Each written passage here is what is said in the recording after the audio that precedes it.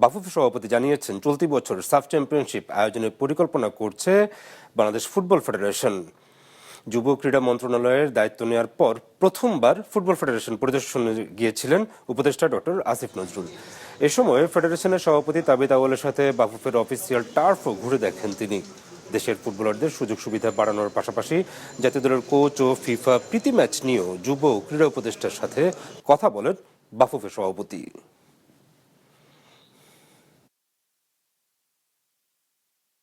সাফ নর্মাল ফুটবলের মেন্স টুর্নামেন্টটা মোস্ট প্রবলি বাংলাদেশ হোস্ট করবে। আমরা উইন্ডো নিয়েও এখন একটু বিবেচনা করছি, বাট আমরা যদি সাফ হোস্ট করতে চাই তাহলে আমাদের নিজস্ব ভিশন হলো আমরা পুরো বাংলাদেশে খেলাটা ছড়িয়ে দিতে চাই।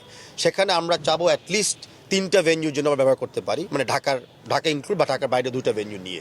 তাই আমি মনে করি যে সাফটা আসলে জগজমাপ হবে, আর আমরা হোস্ট হিসাবে দেখাতে পারবো যে আমরা একটা ভালো টুর্নামেন্ট হোস্ট করতে পারি। আমরা মার্চ উইন্ডো নিয়ে অফকোর্স চেষ্টা করতেছি 1টা বা 2টা ফ্রেন্ডলি ম্যাচ খেলতে। তারপরে আমরা সিঙ্গাপুরের সাথে আমাদের অলরেডি একটা ম্যাচ আছে, যেটা হবে আমাদের last match of the AFC qualifying round. এখনও আমরা টিম ফাইনালাইজ করি নাই।